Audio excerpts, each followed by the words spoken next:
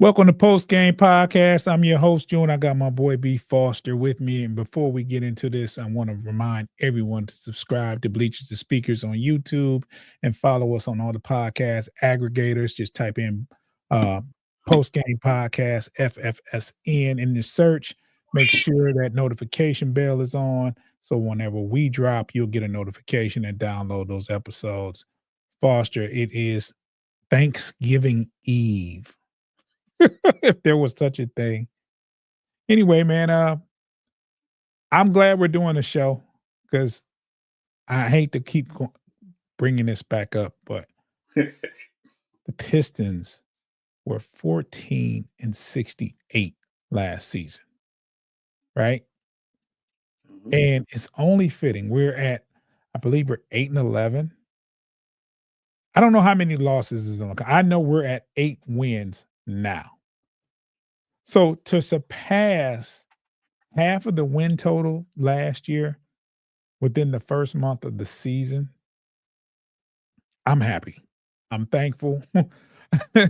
I mean, it's the little things, Foster. I'm sitting up here in the Pistons, uh, and they've been very competitive in most of the games. Even the games that they've lost, they've been in most of the games, and we're under a new regime, a new coaching regime. We have some new players.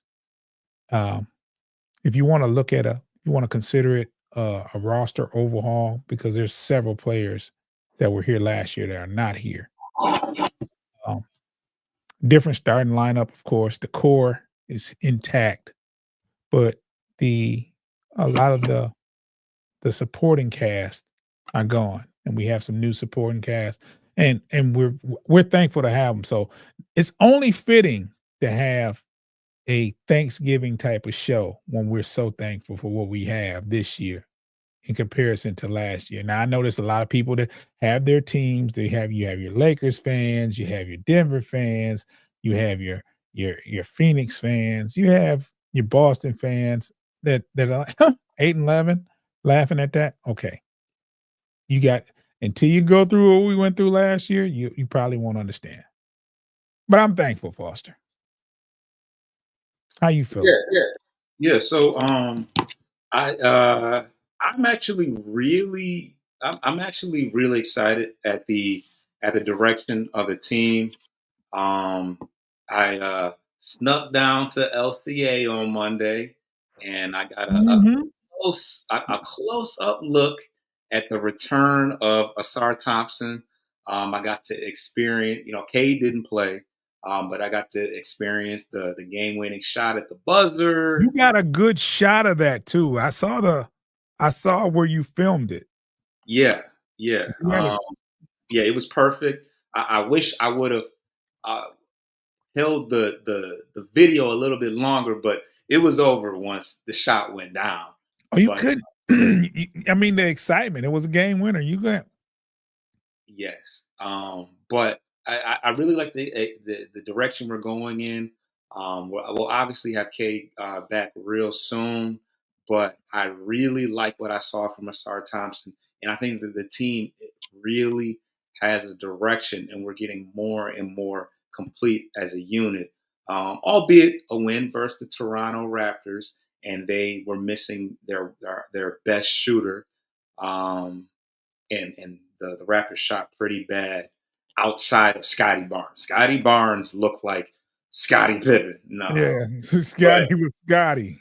yeah, Scotty was Scotty, um, but yeah, yeah, I'm really excited the direction of the team, and it we've looked all right today. We left some food on our plate for sure, but we're making good strides at 8-11 and 10th in our division and 10th in our conference, which isn't great, but I mean I think that there's like a game that separates us from if we're 8-11, the 7 and 8 Heat are six, so. Mhm.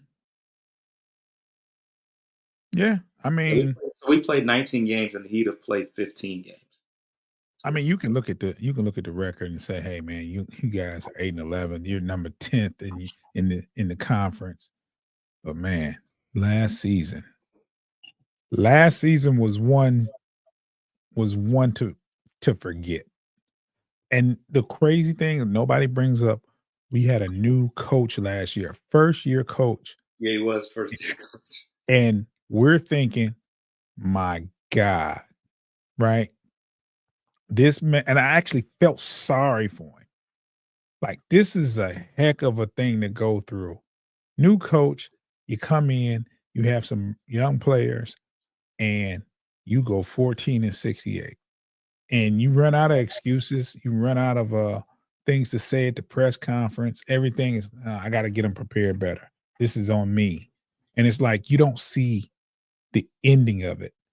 And me and you talked about it, Foster. We always said, man, we might, although this man got a humongous contract, you know, I think it might be best just to, take the hit and move on. We said that could be a consideration because we said we're a lot more talented than that record, and there has to be a scapegoat, and ultimately, it's usually the head coach, and it's usually the GM, and that's what happened. The GM and the head coach, they're gone. They're gone, and under a new direction, and uh there's a new aura with this team. It's a new feeling. Like when they take the court, like last year, we was always hopeful that we would win and break a losing streak. No matter how many times they lost, we was like, watch them win tomorrow. We gonna win tomorrow. We can't. Now it's a matter of, what I'm saying, we should win this game. Uh Already we've beaten teams with winning records. We've beaten the Lakers this year. The Lakers are second or third in the West. And it wasn't one of those, it wasn't really it wasn't a barn burner. Oh yeah, it was pretty handily. It was pretty, decisive. So we have the ability to play. We have the ability to win versus those teams. Last year, you remember last year we was losing to teams when their superstar wasn't playing. Yeah. Uh, Joker got kicked out of a game and they won. He got kicked out in the first quarter and they won. Giannis didn't play a couple of times and they won those games. It was just a lot of games where their superstar didn't play and it didn't matter. I don't think you can do that this year. I think if their superstar sits down versus us, and even if we don't have Cade, we still have a chance to win. And what's the report on Cade now that I bring it? Will he be back tonight? I, according to the NBA app, it's a game time decision, but my guess is that he won't play. Okay. I don't think he'll play tonight. Who are we playing? We are playing the Memphis Grizzlies, and then as you talk about superstars not suiting up and them still winning, John Morant is going to be out for this game, and Zach Edey with injuries. Is this Bobby Clinton you sent me a picture of? Yes, that is Bobby Clemens with a post saying, what does it say? Back soon, or what is it? Almost back. Almost back. Yes. You see him. Okay, You see him. I didn't read none of the captions. I just saw the picture like, oh, what are we Yeah, having? yeah, yeah. Almost back. That's Johnny. Well, Johnny Kane is one of the Pistons media guys. He was taking a picture of it. So that was Bobby Clemens reposting it with the almost back, with the praying emoji, and that's him in practice alongside Cade Cunningham and what is that? It looks like Jaden Ivey. So Hmm. you love to see it. Obviously he's got a calf injury, so the fact that he is suited up in something other than designer wear, and he had the nice belly jacket on. I will give him that the other day. But yeah, seeing him suited up in sweats and actual gym shoes is good. So we should be seeing him. And seeing Cade in practice is good too. So Mm-hmm. so maybe he suits up tonight because he was shooting around in the practice facility, not on the actual court in LCA. but he was shooting around the practice facility ahead of the Raptors game. So um, he's due to come back. If not tonight, then certainly the next game, I think. Yeah. So, and they're playing away. Yeah, this is in Memphis. Okay. Okay. Well, what you think about tonight's game? I mean the Grizzlies. I mean, they were pretty shorthanded last year when we lost to them. But New Year, new. Dame went crazy. I remember that But game. yeah, they have a lot of injuries right now. Zach Edey and John Morant. That's their starting point guard, starting center right there. And then Gigi Jackson and Vince Williams are pretty good role players. So yeah, so they're a little shorthanded, but they still have Desmond Bain. They still have Jaren Jackson. Those are two guys that are good complementary players to John Morant. So they still gonna put their best foot forward. Scottie Pippen Jr. is the starting shooting guard tonight, and he's had a pretty good season. So Okay. um, but this will be a nice road victory for us. Obviously, we'll get to see more of Asar Thompson, and I do have an article out on Fans for Sports Network detailing his first game back, but I want to see what he does in consecutive games because, like I said, I was very encouraged by his performance. The statistics don't necessarily tell the whole story. I think he had 5 points, um, 4 assists, and 3 rebounds.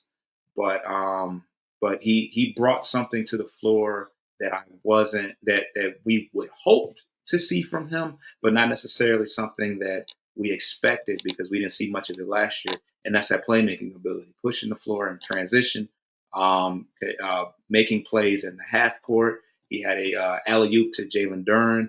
He found Sasser for a three, for a 3 point shot in the last game, and then of course he did what we expect to see from him: transition buckets and playing defense on the opponent's best player. So we're already developing an identity as a team that rebounds and plays defense, but we've lacked playmaking ability. If he can provide that to us, that will be a bonus.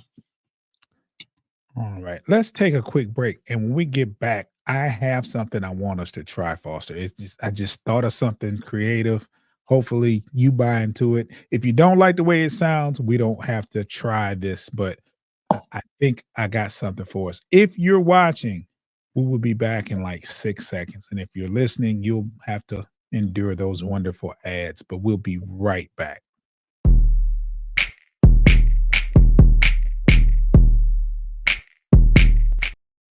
Okay. Now, we're not going to sugarcoat anything on this show, right?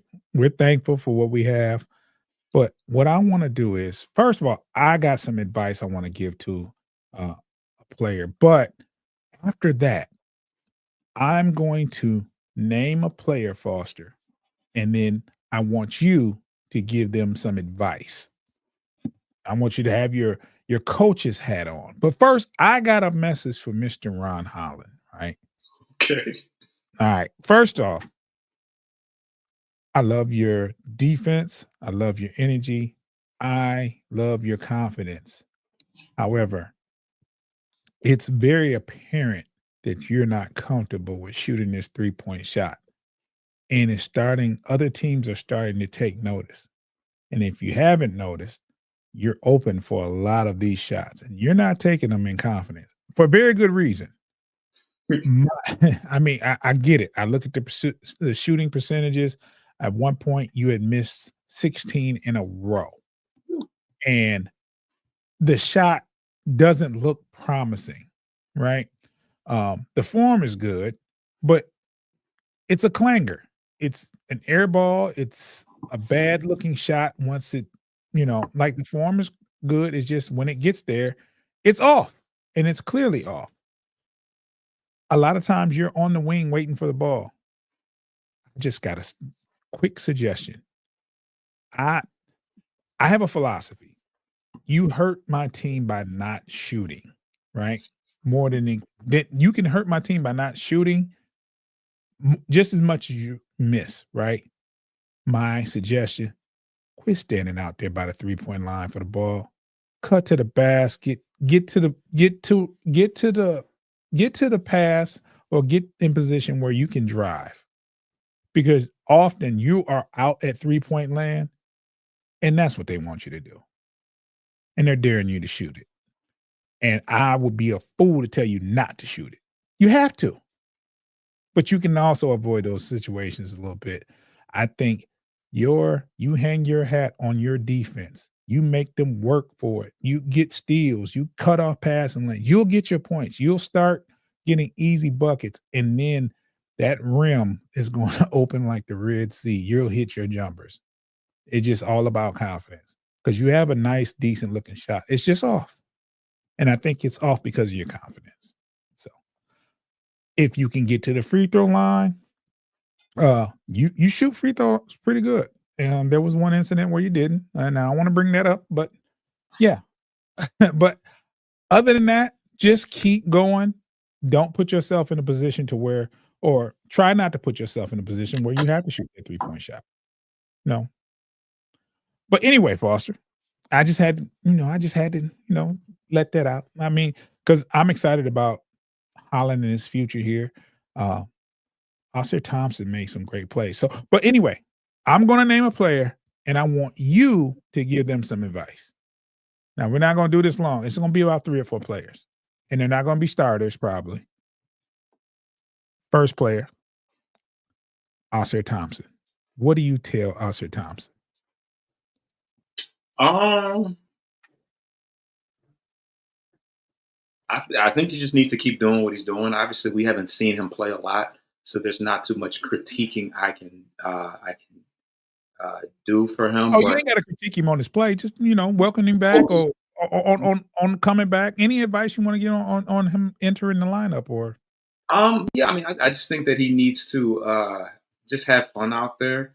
Obviously, it had to have been tough and taxing on him to watch his team struggle at times, and he had and the team as a whole, he had to experience that lose, all that losing they had rookie year.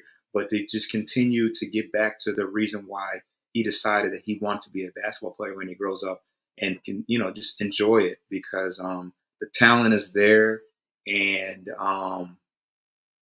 continue to put the work in. It's evident to me that he's been putting the work in. He hit a corner three yesterday in the last game, which was just huge Mhm. to watch. And yeah, just continue to have fun. Your brother, your twin brothers in the league. He's getting an opportunity to win ball games. So yeah, definitely strive to one up your brother. I'm the oldest of 4 brothers, and that's what I live for. One up at my younger brothers. Yeah. Houston is looking pretty good early. I think they have the second or third best record in the West. So Another stop. team that we could have beat, Yeah, um, and you probably should would have. have had Asar played, but Yeah. neither good for that. Okay. Any advice for Mr. Malik Beasley?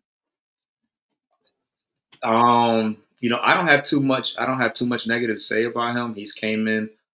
He's embraced the community. Obviously, he grew up in Detroit a little bit, so he's very familiar with the area. He just had a birthday.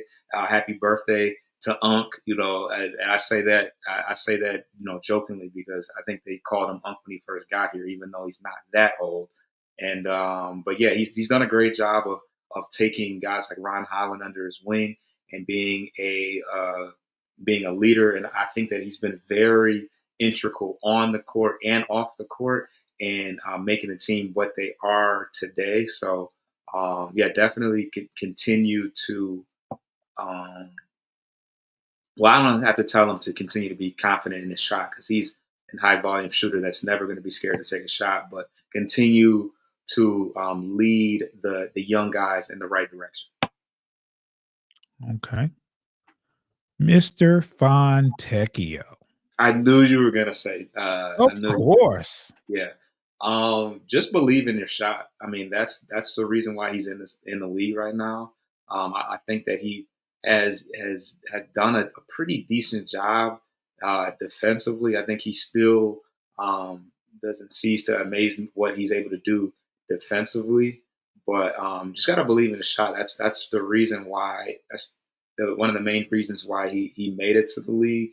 And I still believe that he can get out of a funk and be just another one of the volume 3-point shooters um, that we have on this team. Yeah, and last one, I'm not gonna touch any of the starters, but Mr. Marcus Sasser. What advice would you give Mr. Sasser? I think I've seen early in the year he didn't play a lot, but he's had the opportunity to play a little bit more as of recently, especially while Hardaway was hurt, and he was 3 for 3 from 3-point land against the Raptors.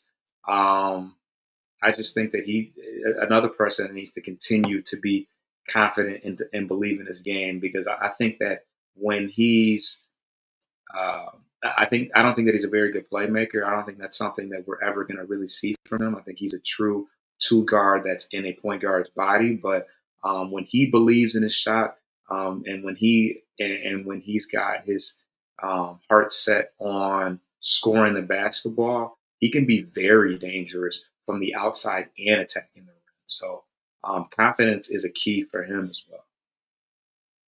Yeah, that about do it, man. That's some great advice. Foster, they might have a job for you over at Little Caesars Arena. Uh, you know, I just need a couple you, dollars, man. You ain't gotta go too crazy. I mean, you're a hooper yourself, so man, you know what you're talking about, man. That's some great advice. And I mentioned those players because they weren't starters, and those are people that get significant play time as of late. Sasser has put in some quality minutes. We depend on Fontecchio. We was really hoping that this year he'd um, provide a good spark off the bench. We actually even thought he could be a starter. Um, Yeah, we did. That's crazy. Yeah, and, Oscar Thompson coming back to the lineup, definitely, if he was he could use some advice from any wise person right now.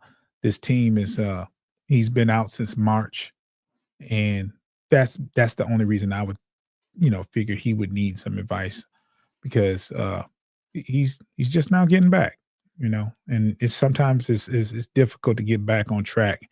Um, I am excited to see because of this picture you sent me of Bobby Clement. I'm excited to see how this shakes out. Will he earn playing time? Because there was one person who I thought was going to get a lot of playing time, and he gets a lot of DMPs. Yeah, he does. And that's Mr. Reed. And he's been good. And When he's played, he's been good. he's been good, and we've been uh, there's been times when we've been short or foul trouble with Duran or foul trouble with Isaiah Stewart, and he still doesn't get a lot of time in there. It has to be something where they're literally gone and he plays. So and he's a hustler. I I mean, I like think yeah, I mean, I think that Isaiah Stewart has played exceptionally well. I think he's top 5 in the league in blocks in the entire league, and he's not even really a starter. But I think that's a major part of in Reed not getting opportunities because I don't know. I guess they're because Stewart's the backup center, but as far as before, they played a lot of Ron Holland and um, everybody but Paul Reed. So, but yeah, Stewart's having a really good year, um, which you know I don't think people, the jury was still out on Stewart going into the year about whether or not he was going to um, excel, but he's played really well at that backup and even starting center position because Duran's missed some games, right? He's been hurt at least a couple games, right? Yeah, Yeah. So it's crazy. It's crazy. Well, um, I want to see. I want to give kudos to Mr. Stewart, Isaiah Stewart, because I've always been very critical of his play. Last year, I think was like one of the. I thought of last year, in my opinion, was a regressive year for him, and I don't think it was his fault. I think they wanted him to shoot more from the outside and change his role, and that's just not him. That's not him. He's your center or four. No matter if he's undersized or not, he gets a he's been blocking shots this year. He's running the floor. He's doing the dirty work. You know, hey, he's earned my respect again. Not that I lost it or anything, but I'm just saying, like a figure of speech. Uh, definitely, he belongs on this. You need that kind of player in your locker room because he was last year. I was like, he just not a good fit. That's what I was thinking. But they did change his role. He was outside a lot. They expected him to shoot more from three, and he was taking those shots, and he was hitting some of them. Not so much this year where the opportunity is there for him to shoot them, but I don't want him out there. I don't want, and he's a better shot blocker than Duran. He's a better shot blocker than Duran, and yeah, Duran, a bigger player, taller player than he is. He has his wingspan is crazy. Um, Stewart's wingspan is crazy, and he blocks a lot of shots, and he runs the floor. He'll get a bucket, and you'd be like, "Oh my gosh!" Like, you know, um, he actually cuts to the basket, and if you can give him the pass when he needs it, he finishes. So I want to give kudos to Stewart. I mean, I was very critical of his play last year, but like I said, he's recaptured my respect for him, and he's been playing pretty good. So I want to give a salute to him. Um, Fontecchio, as far as anything, I got to see more. I got to see more. I know they resigned you on a bargain, bro, but that outside shot is lacking, and primarily your 3-point shot. Now, I think once you start getting into a rhythm and start hitting them, it's curtains at that point. I think it's going to continue. I think you're and once you get on the roll. And the other night, I'm not gonna lie, Foster, Malik Beasley was scorching in the first quarter. Hit three, hit 3 3-pointers. He was shimmying. He wound up 3 for 14 from 3-point land. yeah, he did. Yeah, I he was yeah. sick. I was sick. There was a couple of shots that looked way off. There was a couple of shots, uh, and there was a couple of shots that was uncontested that he just didn't. And I was like, he's just cold. But it's Beasley. You don't want him to stop shooting. You know what I'm saying? And he's not. I mean, and I can't be mad at it because what happens is if he stops shooting it, you know what I'm saying? I'm gonna be mad because he's not shooting it. But uh, I think Malik is a breath of fresh air though as a whole. He'll have a game like that, and then he'll have a game where he shoots 7 of 10, and he doesn't shy away from his shot. You know what I'm saying? So I think he's one thing that we always fussed about that we needed last year, Foster, was we needed veteran presence in that locker room. And no matter we said we was too young, the draft wasn't going to help us because what do? You bring in another younger player. So it's like we needed veteran presence, and we got that with Timmy Hardaway Jr. and Malik Beasley. And they're both, and me and you, Foster, we was critical of Timmy Hardaway Jr. In the preseason, and it was like, come on, man. He's not hitting, but he's hitting shots in the games. He's hitting shots. So, um, so I appreciate what Malik Beasley. I'm to the point to where I know they signed him for a 1-year deal, but 40 years out, give him a contract extension. Go ahead and ask him for at least 3 years. Give him a 3-year deal. Yeah. Go ahead. Yeah, if we can That's make the money, if we can make the money right, I think he'll take two and 40. I mean, 2 40 million, 20 per year. I think he'll take 20 a year. Mhm. He'll still be young. He'll still have an opportunity, or he'll be 30, 31. He'll still have an opportunity to go, make some more money. But I don't know. I don't know. He literally fits the bill as far as what we need. He Mhm. can come off the bench. He can be a starter. It's not it's not going to be a major thing for him. But um, he definitely makes Tim Hardaway expendable. I like him as a veteran presence as well. I feel like he's really taken Ivy under his wing. He crashed his interview when he made the game-winning shot the other day. So, I um, saw that. That was hilarious. yeah, I think the Pistons are having every bit as much fun as the Lions are. I mean, I don't know if that's the case, but the Lions are having a whole lot of fun. But the Pistons seem to be having fun as a unit as well. Um, but yeah, in closing, we were talking about Fontecchio. That rotation is really starting to form out. You got other forwards like Bobby Clinton and Asar Thompson coming back. So if Fontecchio doesn't want to make his shots, he can certainly take a nice seat on the bench because we're getting deeper and deeper right now.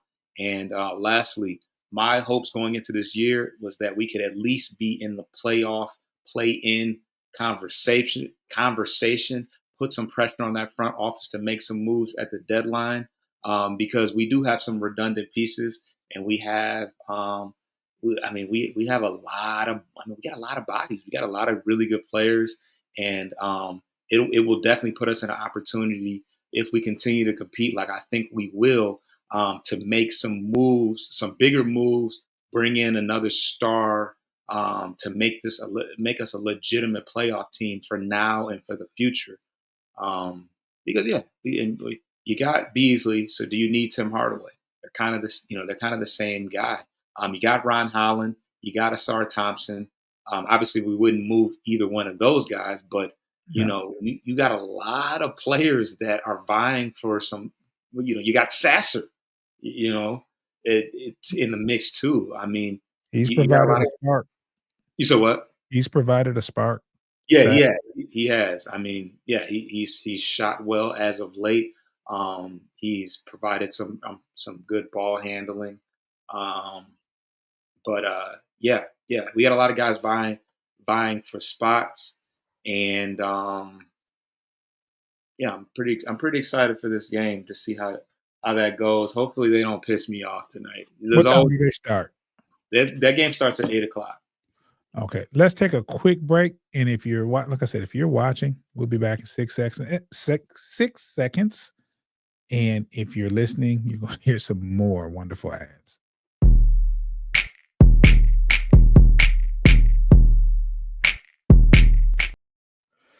Yeah, Foster, I'm looking forward to this game tonight. It is 7:24, so we'll be done in plenty of time to catch the basketball game in its entirety. I think I'm gonna kick back and watch the game. I'm gonna start my prep for my dinner tomorrow, but I'm going to enjoy some Pistons basketball tonight and some Lions football tomorrow. It's looking like a beautiful, beautiful holiday that's going to happen. And it will be even that much more beautiful if the Pistons can win tonight. I will be very excited once we get to 500. Like, Yeah, yeah. Once we get to 500, we'll be the probably top four in the East because the East is so wacky right now. But yeah, well, if you get to 500, right? Okay, let's say Pistons are 8-11, right? If you get to 500 as soon as you possibly can, that means you will be 11-11. We won 14 games last year. And to have be uh, 11-11, you know what I'm saying? at this juncture, and what did we say the number would be 28? 28 wins, the Was it outlook? was that our was that That was our our outlook? prediction. It was anywhere between 25 and 28 games. We said that. That was the hopeful, right? If we get to 11-11, I think we win 35 games or more. So it's looking promising. It's looking promising. But one thing I can say, one thing I can say, and this is what I said about the Lions at that time. They are entertaining and they're fun to watch and they're in every game. Before the Lions started to win, they were entertaining and they were in these games. And that's what I'm starting to see with these Pistons. They're very fun to watch. It's not ugly basketball for the most part. There's some ugly parts of the games, but for the most part, they're a fun team to watch. And because you never know who's going to be the leading scorer of that game. You can sit up here and you can say, well, Cade's been getting triple doubles and not leading scorer and not leading and scoring every game. You can get it from Ivy. You can get it from Malik. It just doesn't. Whoever has the hot hand that night, and that's what I like about this team.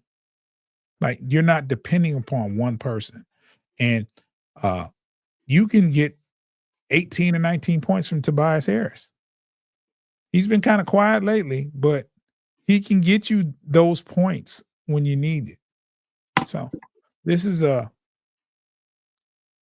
there's not a lot of times where the Pistons just have a scoring drought for 4 or 5 minutes, like they can't buy a bucket. They get a bucket. You know what I'm saying? Af It's not like last year, like, they'll go a long time. You don't know where the basket if K's not in the game, you don't know where the next basket is gonna come from, right? It's different this year.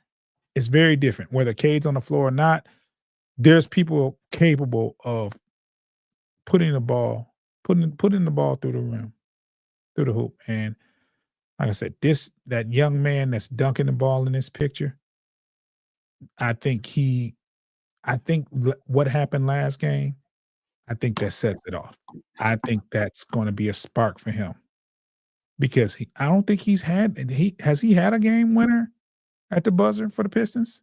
Not that I can remember. Not at And the buzzer.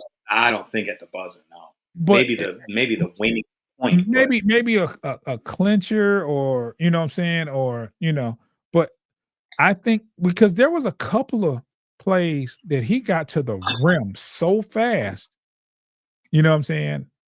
And once his confidence is there with that mid-range jumper or his three-point shot, with his jump shot, once that confidence is there for that, and he starts knocking them down at a good percentage, teams are going to sag off of him, and he's going to hit that jump shot, and then they're going to say, "Okay, we got to defend this guy. We got to get closer."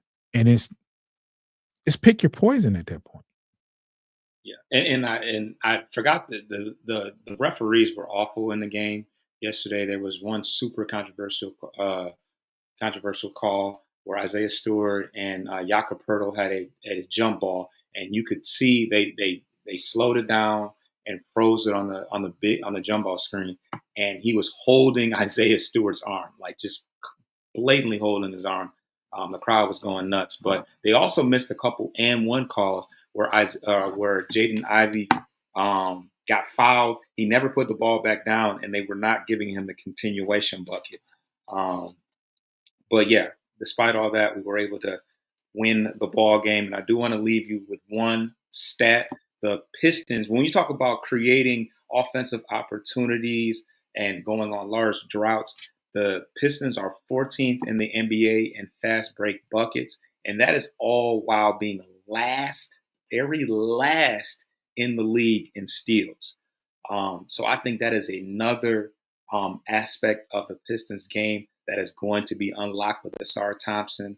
We're certainly going to get more steals. He's one of the better perimeter defenders in the entire league, and that is going to lead to even more transition fast break opportunities for us.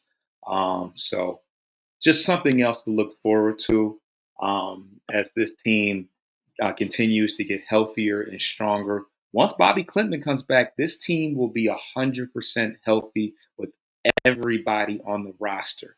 So it only gets better. It only gets better from here. Um, so yeah, Yeah. Yeah, it only gets better. It only gets better, and it starts tonight versus the Grizzlies.